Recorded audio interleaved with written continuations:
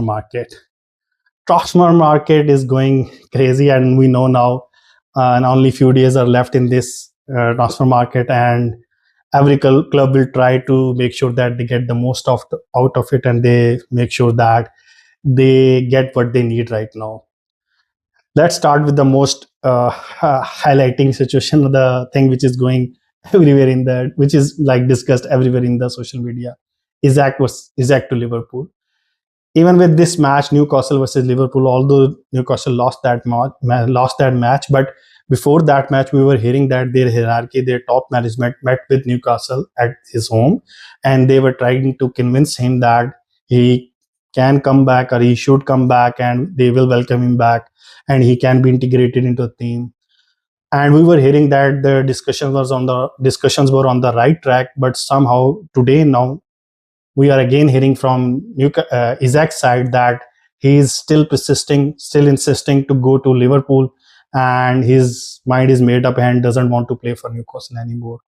And in response to that, we are now hearing that Newcastle doesn't like his response or his approach to this situation, and their stance on not letting him go is getting more stronger.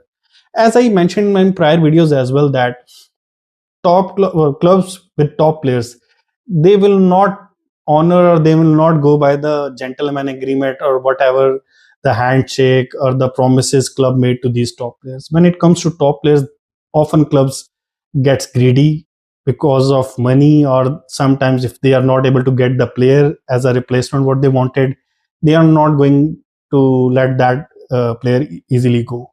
So that's where these situations are getting more and more tense.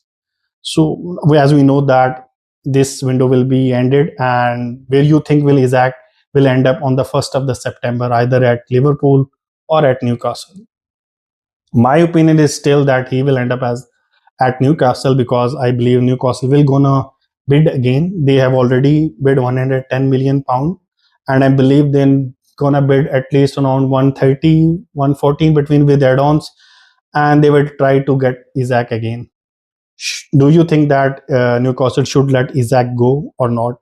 With this amount of money, it's a lot of money, and the replacement they are trying to get is Visa, and he's still like Brentford is not letting him go again due to the amount of money they are demanding. So do you think Newcastle is just playing along, or they are not putting up the money for Visa? They should, because it's very evident that they need a striker. So I believe they should put up the money based on the situation they are right now in, because we don't know when Isak will be back. Even he is ready to come back. He even then need a lot of time to get his fitness back. So they do need two strikers, even if Isak stays like alongside Isak, and if Isak goes, they need two strikers. So they are going for Visa. Let's see if they are able to get him or not. Although we are hearing Vlahovic was also offered to Newcastle, but they said no to that. Let's talk about Chelsea. What's going on with Chelsea? Chelsea was feeling left out due to like all other clubs were involved in the transfer market, and they felt like that for some time they have not been involved. So why not? So we heard that there are rumors that they bid for a Barcelona player, Fermin López, 50 million bid, and that bid is now rejected. There was also news that Spurs also bid for him with loan to obligation to buy, but that bid was again rejected. And López said himself that he wanted to stay at Barcelona. Let's see if they bid again or not. The two other players which are linked with Chelsea, Garnacho, we are hearing from Fabrizio that Garnacho is definitely going to happen. Its work is going on in the background. But we are not hearing the same confidence level when we hear stories, or when we listen to the journalist when it comes to Xavi Simons. Also, we are hearing that he is also waiting for Chelsea, and he has rejected all other bids from Spurs, Germany, and Saudi as well. But will Chelsea be able to get both players or not? Because we are hearing that Garnacho is going to definitely happen. But when it comes to Xavi Simons, the rumors or the stories, although are there, but they are not 100. Like in those, after reading those stories, you not get the 100% of confidence or sort of confidence that it will definitely happen. Although we are hearing that they are waiting to sell Jackson and Nkunku, both to Bayern. Bayern has like very much interested in Nkunku and Jackson as well. Also, we are hearing that Aston Villa and Newcastle are also interested in Jackson, but the demand of Chelsea is very high. So let's see if they lower up their demands or not, or they meet up in between or at the in middle as or not. So let's see where these two players end up. Talking about Manchester United, Bruno to Al-Ittihad is again like previously it was Al-Hilal, now it's Al-Ittihad, that they are after Bruno and they are ready to bid around 100 million euros.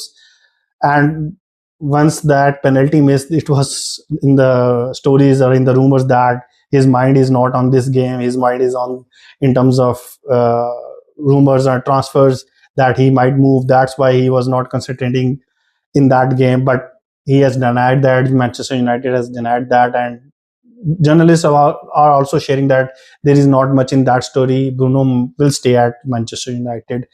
But the two things which they need most, the goalkeeper and the midfielder, they have not been able to sign Lemons yet, and we are hearing two rumor stories sort of that Onana will stay at Manchester United despite of Lemons if he comes or not. And secondly, if even we are hearing that West Ham is also interested in Onana, but as per Fabrizio, Onana is not in discussion with any club, any concrete discussion with any other club. So there are a lot of chances as of today that he might stay. What do you think of Kobe Mainoo's situation? As per Ruben, that he has to fight for his place alongside Bruno, who is the captain of the team. So, what kind of matches he was giving? He was giving to Kobe Mainoo. Is this a sort of a message that he should look for another club, or it's sort of a message that he need to do more in the training sessions in terms of getting a place in the playing 11? So, do share your opinion.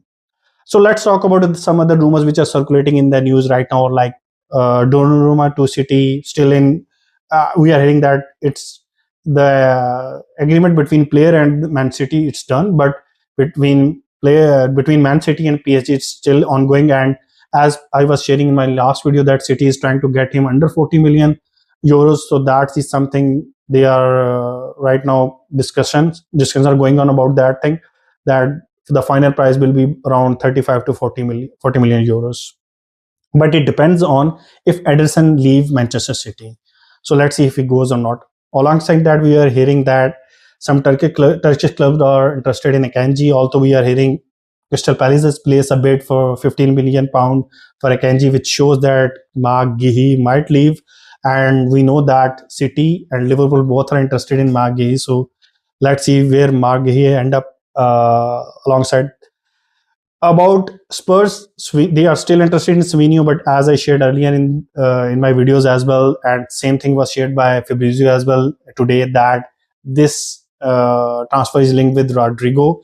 If Rodrigo comes to City or think about leaving Real Madrid, then they will sanction this move. Otherwise, there are a lot of chances that Savinho might not go to Spurs, although they are ready to pay what City is demanding. Talking about Arsenal, Jacob Kiwior is expected to leave for Porto, but that deal is again linked with another defender which Arsenal are trying to sign from RP Leipzig. Hincapié, I believe his name is, and he seemed to be a really good defender, but he would cost around 50 to 60 million euros. Now that is something which is I'm not sure about that. Why we are ready to pay around 50 to 60 million euros for a defender? He is a left-footed defender, the position where Saliba plays.